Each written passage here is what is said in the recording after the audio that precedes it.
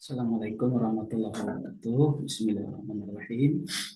Alhamdulillah wassalatu wassalamu ala Rasulillah wala haula wala quwwata illa billah. Menyambung video yang sudah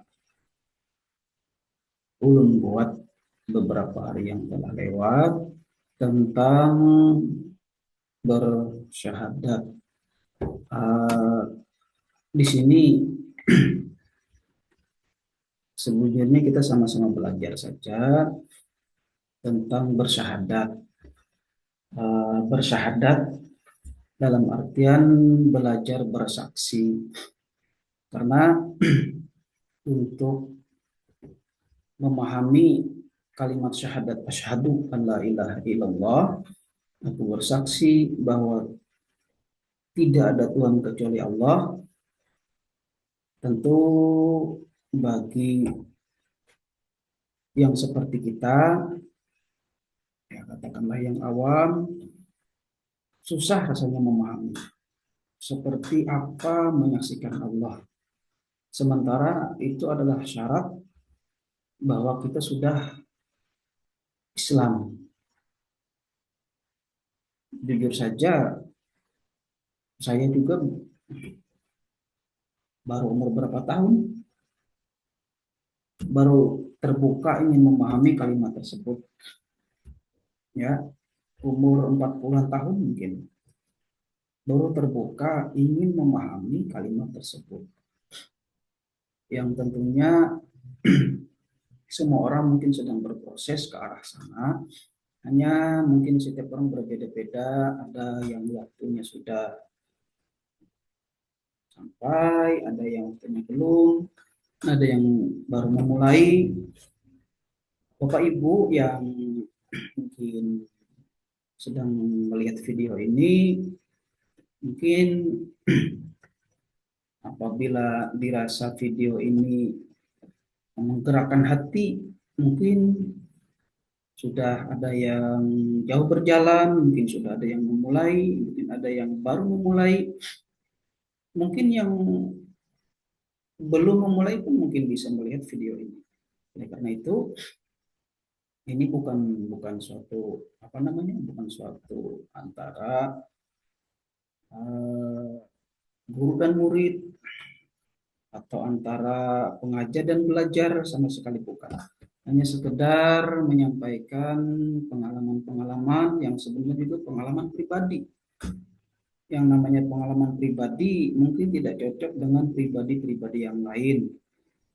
Kalau dirasa ada cocok, mungkin bisa sebagai referensi untuk ilmu pengetahuan. Tapi tegasnya sebenarnya tentang syahadat ini bukan sekedar ilmu pengetahuan, karena kalimat aku bersaksi itu sejatinya adalah subjek atau kata kerja yang artinya harus dialami, harus dialami.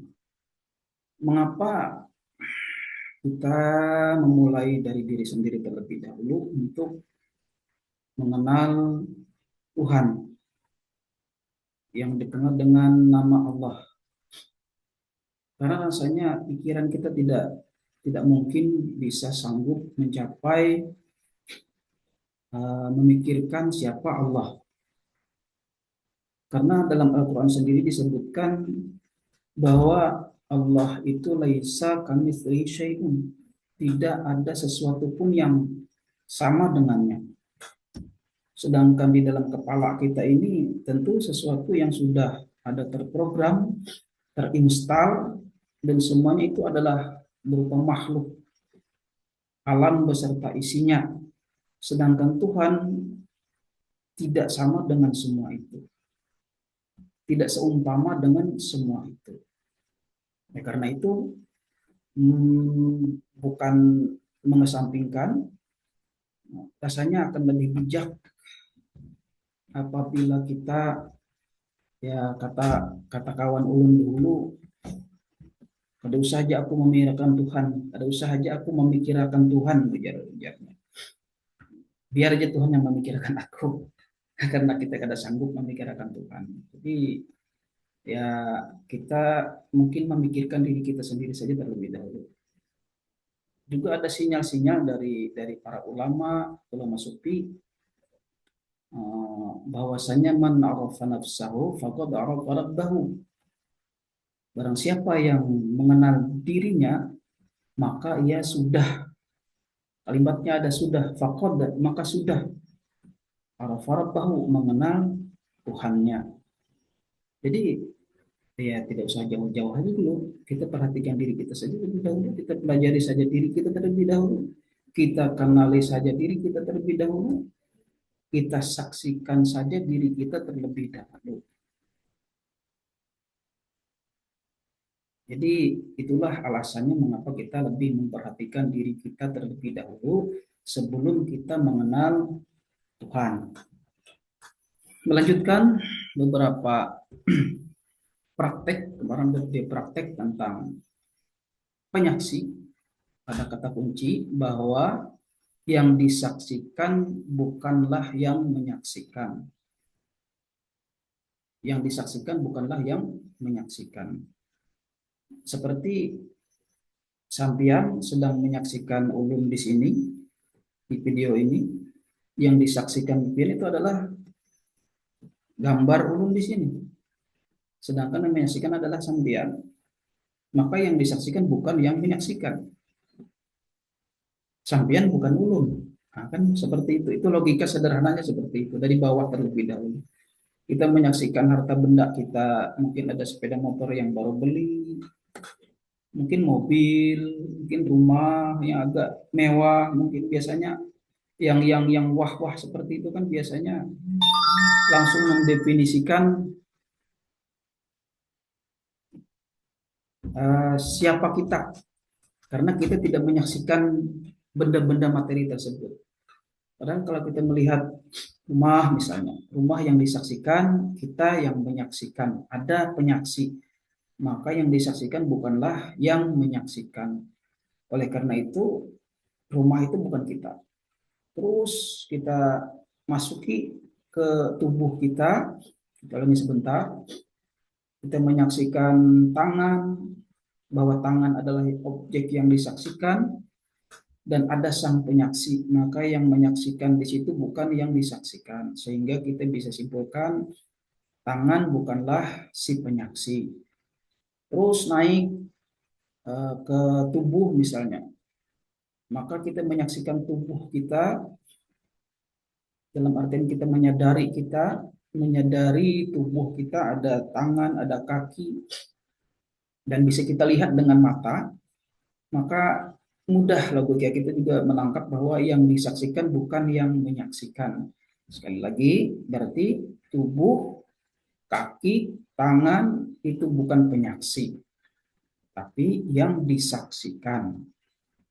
Nah, karena itu ada penyaksi yang sedang menyaksikan apa yang disaksikan.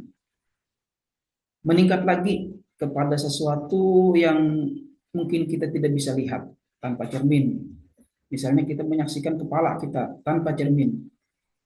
Berarti kita mulai agak mendalam. Kita bahasanya menyadari kepala. Menyaksikan dalam kesadaran kita, kita menyaksikan kepala kita. Dan kepala adalah objek yang disaksikan, dan yang disaksikan bukanlah sang penyaksi. Berarti kepala bukan penyaksi, ada penyaksi di sana. Masuk lagi yang lebih dalam, yang lebih abstrak, nafas kita. Kita bisa menyaksikan nafas kita dengan kesadaran kita. Kita menyaksikan keberadaan nafas kita. Kita saksikan ada nafas masuk, kemudian perut kita mengembang. Kemudian nafas kita keluar, ada perut kita mengempis. Ada udara yang terasa masuk, keluar hangat, masuk, dingin di hidung. Sadari, perhatikan dan saksikan nafas kita tadi. Perlahan-lahan saksikan keluar masuk nafas. Dan ingat, yang disaksikan bukan yang menyaksikan. Maka nafas tadi bukan penyaksi. Ada yang menyaksikan nafas tadi. Sehingga bisa dikatakan bahwa nafas bukanlah kita. Masuk lagi lebih dalam, menyaksikan pikiran-pikiran kita. Kita lihat pikiran kita yang sedang bergerak. Pikiran itu ada 3. Tiga secara garis besar ada tiga. Gerakan pikiran itu cuma tiga secara garis besar, meskipun banyak ya. Ada pikiran itu yang sifatnya dia mengapresiasi, artinya membela kita, membenarkan kita, ataupun membela orang lain, ataupun membenarkan orang lain, baik itu pendapat dan sebagainya. Jadi pikiran ini muncul mengapresiasi diri kita, membenarkan pendapat kita, membenarkan pendapat istri, suami kita, teman kita. Jadi dia selalu membenarkan itu. Ada juga sifat pikiran itu yang kedua, dia sifatnya kritis, tukang kritik, mengkritik pendapat orang lain, mengkritik keadaan, lingkungan, bahkan mengkritik diri kita sendiri. Jadi isinya mengkritik saja. Eh, si Anu kemarin harusnya sebenarnya seperti ini, kenapa dia seperti itu? Nah itu suara pikiran seperti itu kadang-kadang kan muncul. Itu pikiran yang sifatnya kritis, mengkritik. Bukan seperti itu, seharusnya begini. Nah itu sifatnya kritis. Yang ketiga, pikiran itu ada yang sifatnya naratif, narasi, menceritakan, berkisah aja terus. Mungkin mengisahkan pengalaman-pengalaman masa lalu dengan istri, dengan suami di pembaringan, mengisahkan kisah-kisah yasinan tadi siang. Jadi tugasnya cuma bercerita saja. Jadi cuma tiga itu pikiran itu isinya. Ada mengapresiasi, membenarkan, menghibur, ada mengkritik, baik diri sendiri maupun orang lain, ada yang menarasikan atau menceritakan, mengisahkan cerita-cerita, kisah-kisah. Jadi semua itu adalah objek yang disaksikan sepanjang ada penyaksi.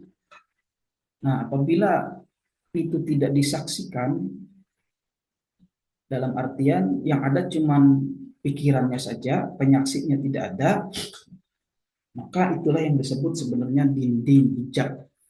Jadi hijab sehingga kita tidak bisa menyaksikan Tuhan, tidak lain sebenarnya pikiran kita sendiri yang luput dari penyaksian. Sehingga pikiran-pikiran tadi, baik pikiran yang kritis, baik pikiran yang apresiasi, baik pikiran yang naratif, itu semacam menutup mata batin kita. Sehingga kita tidak bisa menyaksikan diri kita sendiri lah, seperti itu. Kita tidak menyaksikan diri kita sendiri. Apakah pikiran-pikiran naratif, kemudian pikiran-pikiran apresiasi, maupun pikiran-pikiran kritis bukan diri kita sendiri? Jawabannya tergantung. Tergantung. Kalau orang itu tidak menyaksikan, maka orang itu akan menjadi pikiran. Artinya dia karena tertutup mata hati, mata batinnya dengan pikiran-pikiran tadi, sehingga orang tadi dalam tanda kutip buta. Buta, matanya tertutup, mata batinnya tertutup. Apa yang menutupi? Ya pikiran-pikiran tadi.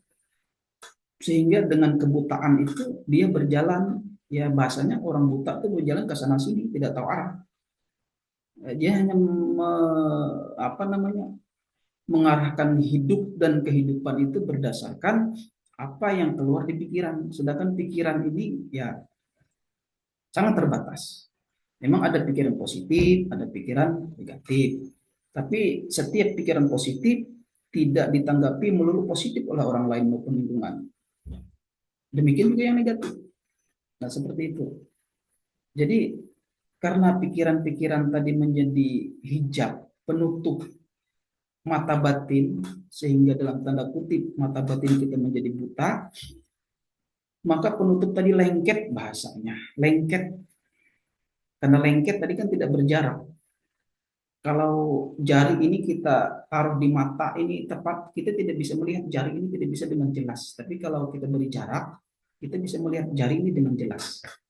Demikian orang yang tertutup oleh pikiran, mata batinnya, maka dia tidak bisa melihat dirinya. Karena tertutup oleh, dalam artian diri yang sesungguhnya, karena tertutup oleh pikiran-pikiran maupun perasaan-perasaan tadi. Pikiran-pikiran sebagai cerita-cerita yang dulu, pengalaman-pengalaman, sehingga dia bahasanya mengidentifikasi dirinya atau menganggap dirinya sebagai pikiran itu. Dia punya kenangan masa lalu yang indah, sehingga dia menganggap aku adalah itu. Nah, aku adalah itu. Aku yang mana?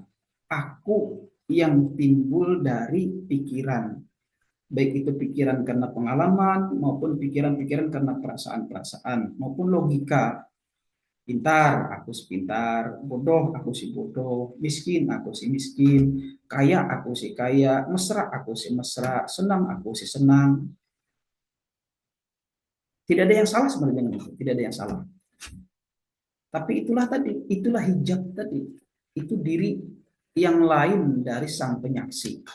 Itu. Itu adalah yang disaksikan, objeknya. Jadi karena tidak ada sang penyaksi, maka hanya ada yang disaksikan. Maka kita di situ, kita berada di situ, lengket di situ. Ya, kalau kita bersedekah tadi kan sehingga ingin dilihat orang orang lain, ingin diketahui orang lain, karena sifatnya memang hanya yang disaksikan yang ada. Sang penyaksinya tidak ada, maka dia menuntut untuk disaksikan. Disaksikan siapa? Ya oleh orang lain. Nah, itu seperti itu. Bahkan kita pernah menyampaikan potongan ayat Quran, fawailul lil musallin alladzina hum an salatihim sahun alladzina hum yurahun. Celakalah orang yang sholat, yaitu orang yang lalai dalam sholatnya, dan mereka riya. Riya itu ingin dilihat, ingin disaksikan.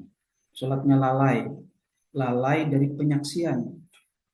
Tidak ada kesadaran di sana menyaksikan bahwa dia sedang sholat.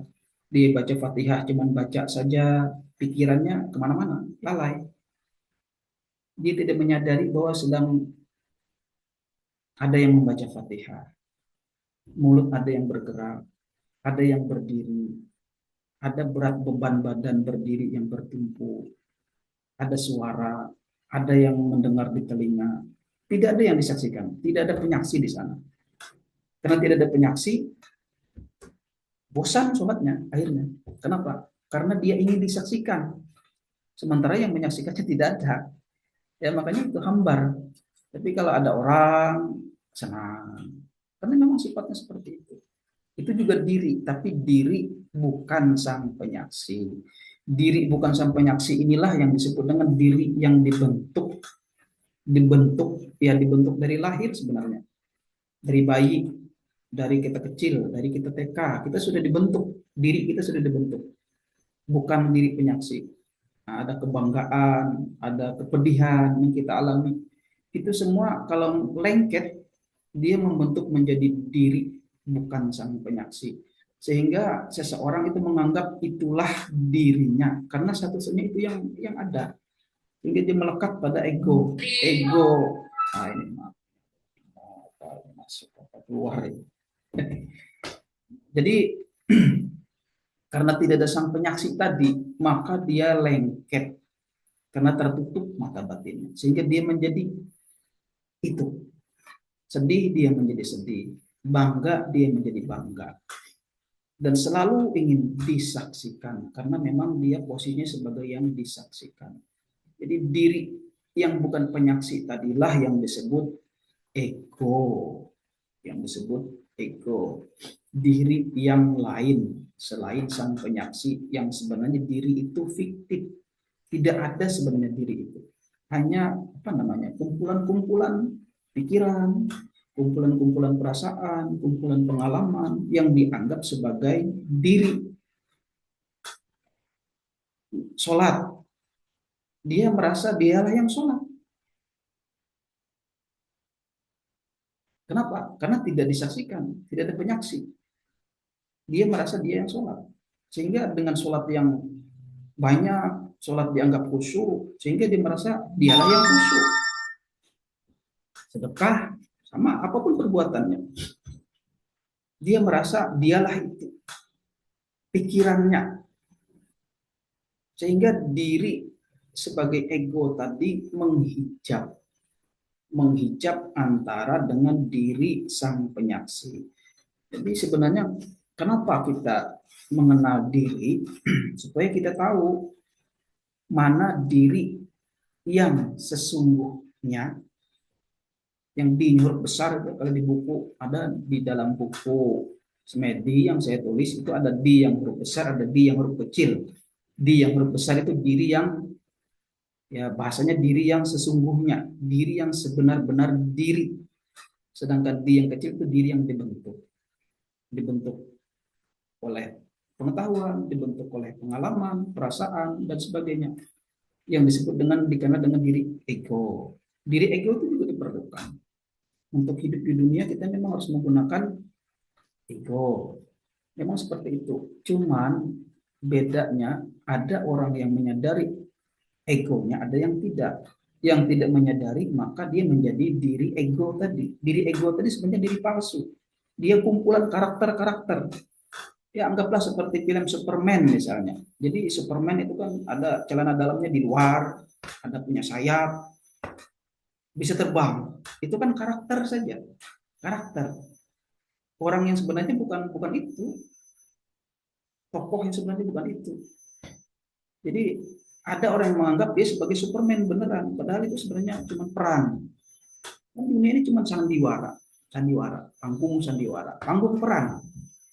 Nah itu. Diri sebenarnya itu ada penyaksi yang serba tahu segalanya. Karena dia sebagai diri yang asal di situ, hanya tidak tersadari. Semua orang memiliki diri yang asal itu. Nah, tujuan penyaksian di sini sekali lagi memisahkan sebenarnya.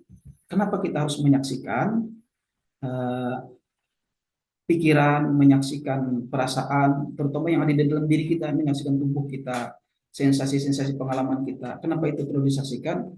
Karena untuk memisahkan atau untuk membuka hijab tadi yang lengket di mata tadi. Karena sebelumnya kita itu lengket, lengket di diri ego ini, atau tertutup, terhijab. Jadi disaksikan itu maksudnya supaya membuka, memberi jarak. Kan kita bisa menyaksikan kalau ada jarak. Menyaksikan benda itu dengan jelas kalau ada jarak. Maka kita beri jarak dulu antara kita dengan pikiran kita supaya kita bisa melihat jelas, oh ini pikiranku, ini aku yang menyaksikan. Sehingga di sana ada kesadaran. Dipisahkan terlebih dahulu. Jadi itu manfaatnya kita sebagai penyaksi. Kenapa harus menyaksikan? Karena tanpa disaksikan, ya kita lengket tadi. Nempel atau tertutup, terhijab. Sehingga dalam tanda kutip tadi buta. Atau nempel, lengket. Punya rumah, seolah-olah kita menjadi rumah itu. Sehingga mohon maaf mungkin rumahnya kena musibah mungkin. Wah luar biasa itu. Seperti dirinya yang terbakar kalau kebakaran misalnya. Atau ada benda yang hilang. Seperti dia yang hilang. Karena dia menganggap benda-benda itu. Itu lengket namanya kan. Lengket. Nah, menyaksikan kita membuka yang lengket ini tadi. Atau membuka yang menutup mata batin kita. Dalam tasawuf, yang lengket ini tadi, yang menutup itu disebut al-kaun, benda-benda. Benda-benda, ya materi-materi apapun, bahkan termasuk pemikiran, perasaan, itu yang menutup kita selama ini, sehingga kita tidak bisa menyaksikan Tuhan. Susah kan? Kita ingin menyaksikan Tuhan, sementara hijabnya ada diri kita sendiri. Seperti apa? Makanya orang menyaksikan Tuhan, mau mencari Tuhan kemana-mana, dia tidak bakal ketemu. Bertapak di gunung misalnya, khalwat dimanapun, mengaji kemana saja, dengan guru siapa saja. Sepanjang dia masih lengket, dia tidak akan menemukan. Karena hijabnya diri sendiri. Kehidupan kita sendiri yang tidak kita saksikan, yang tidak kita syahadati. Karena itu perlu disyahadati, diri kita itu perlu disyahadati. Pikiran perlu disyahadati, perasaan perlu disyahadati, pengalaman perlu disyahadati. Bahkan yang di luar diri kita, apa yang kita miliki perlu disyahadati. Yang belum disyahadati itu menjadi hijab bagi kita. Menjadi tutupan mata batin. Sehingga kita tidak bisa melihat diri kita. Nah, jadi Di sini kita buat saja istilah baru ya. Sang penyaksi tadi, ini kita sebut diri. Dalam huruf besar, kita sebut diri. Jadi, jika seseorang memang sudah biasa dan bisa menyaksikan ataupun mensyahadati diri kecilnya yang bukan dirinya yang sebenarnya, menyaksikan pikirannya, menyaksikan kepemilikannya, menyaksikan perasaannya, menyaksikan dia seperti ini. Kalau kan saya sedang berbicara. Jadi saya bisa menyaksikan saya sedang berbicara. Saya menyadari bahwa saya sedang berbicara. Saya menyaksikan, oh itu ada yang sedang berbicara. Jadi ada yang menyaksikan, ada yang disaksikan. Oh yang berbicara ini sebenarnya bukan sang penyaksi. Nah seperti itu. Dalam kehidupan sehari-hari bila itu sudah biasa dilakukan, semua yang kita hadapi, kita syahadati, maka penutup hijab itu akan terbuka. Akan terbuka. Ya, itu disebut dengan kalau dalam tasawuf itu mukasyafah. Kasyaf, terbuka, tirainya terbuka sehingga dia bisa melihat yang sebenarnya dan pandangannya pun akan berbeda. Dia memandang kehidupan tentu berbeda dan dia bukan lagi diri yang dulu, bukan diri ego maksudnya. Karena dia sudah menjadi diri sang pengamat tadi. Nah, kalau sudah menjadi diri sang pengamat, kesadaran sebagai sang penyaksi, sebagai asyahid, sebagai syahidah, sebagai penyaksi. Dan kalau mengutip di ayat Al-Quran, memang Rasulullah itu di samping sebagai pemberi peringatan, beliau juga sebagai syahidah. Inna arsalnaka syahidah. Nah, kan seperti itu, sebagai penyaksi. Jadi, kalau kita sudah dalam arti biasa menjadi penyaksi, sudah biasa, artinya bukan sekedar bisa, dalam kehidupan sehari kita sudah bisa menyaksikan eh, apapun, duduk, berdiri, berbaring, berjalan, diam, suara, sunyi, rasa yang kita makan asin, manis, perasaan yang kita dapati sedih, gembira, perasaan apapun, pikiran yang kita dapatkan, ilmu, tidak tahu, tahu dan sebagainya, gelisah, sebagainya kita bisa saksikan itu, maka seseorang itu sudah bisa menjadi penyaksi, bisa menjadi penyaksi dirinya. Yang sebenarnya yang disaksikan itu ya dirinya juga sebenarnya. Tapi untuk menyaksikan diri tadi perlu dipisah karena lengket tadi. Nah, seperti itu. Nah, kalau bisa sudah sampai tahap itu, maka dilanjut, dilanjut. Sudah bisa menyaksikan, maka dilanjut. Bahwa yang disaksikan tadi bukanlah sang penyaksi. Artinya apa? Katakanlah penyaksi tadi adalah diri. Penyaksi tadi adalah diri. Jadi pikiran adalah objek yang disaksikan dan yang disaksikan bukan penyaksi. Dan penyaksi tadi adalah diri. Berarti pikiran tadi bukan diri. Sampai sini mungkin sudah bisa ditangkap ya. Kita ambil ringan saja. Ini handphone. Nah, ini handphone. Handphone ini adalah benda atau materi dan ini milik kita. Milik kita. Kalau ini tidak bisa disadari, tidak bisa disaksikan, maka kita menganggap ini adalah kita. Kan seperti itu. Jadi kalau ini kita sadari, kita saksikan, ini adalah yang disaksikan.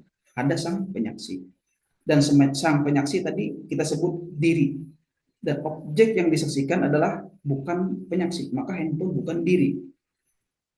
Terus seperti itu. Masuk ke tubuh kita.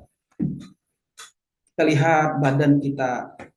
Itu yang disaksikan. Berarti itu bukan diri. Karena itu objek yang disaksikan, bukan sang penyaksi. Sampai pikiran kita lihat pikiran kita, oh itu yang disaksikan, objek-objek yang disaksikan. Katakanlah itu diri ego, seperti itu. Pikiran itu adalah diri ego, dan itu bukan penyaksi, karena ego itu bukan penyaksi, dia ingin disaksikan. Ego itu sifatnya selalu ingin disaksikan, ingin didengar, ingin dilihat, ingin diketahui, dan ingin diakui. Makanya ego selalu mencari validasi, pengakuan dari orang lain. Sudah benar, ingin saja mau orang yang membenarkan. Sifat ego. Ego itu juga diri, tapi dirinya huruf kecil tadi. Jadi itu objek yang kita saksikan. Berarti bukan penyaksi. Berarti ego itu bukan diri saja. Nah, seperti itu. Sehingga kita saksikan semua yang sepanjang bisa kita saksikan, berarti itu bukan diri. Habis misalnya yang kita saksikan, sudah habis. Pikiran baik dari yang apresiasi maupun yang narasi yang menceritakan segala macam, maupun pikiran-pikiran yang kritis, mengkritik keadaan apa segala macam orang lain, terus disaksikan. Itu adalah yang disaksikan, objek. Itu adalah bentukan dari diri ego, bukan sang penyaksi. Berarti itu bukan diri. Semua pikiran sudah habis disaksikan, perasaan sudah habis disaksikan, di luar diri sudah habis kita saksikan, tentu bukan cuma sejam 2 jam, menyaksikan seluruh yang ada di alam semesta, termasuk diri kita, bertahun-tahun, baru habis mungkin, bahkan mungkin belum. Ada yang mungkin tidak kita luput kita saksikan. Makanya itu amalannya setiap hembusan nafas, setiap nafas keluar selalu kita saksikan. Apa-apa yang kita pikirkan, kita lihat, kita rasakan, termasuk nafas itu sendiri. Jadi kalau sudah berjalan waktu, sudah banyak semua kehidupan itu tersaksikan, maka akan timbul kesadaran. Semua itu adalah objek. Semua itu adalah ego, bukan sang penyaksi, bukan diri. Saat semuanya tersaksikan, itu adalah bukan diri, maka tinggal satu lagi. Mana yang diri?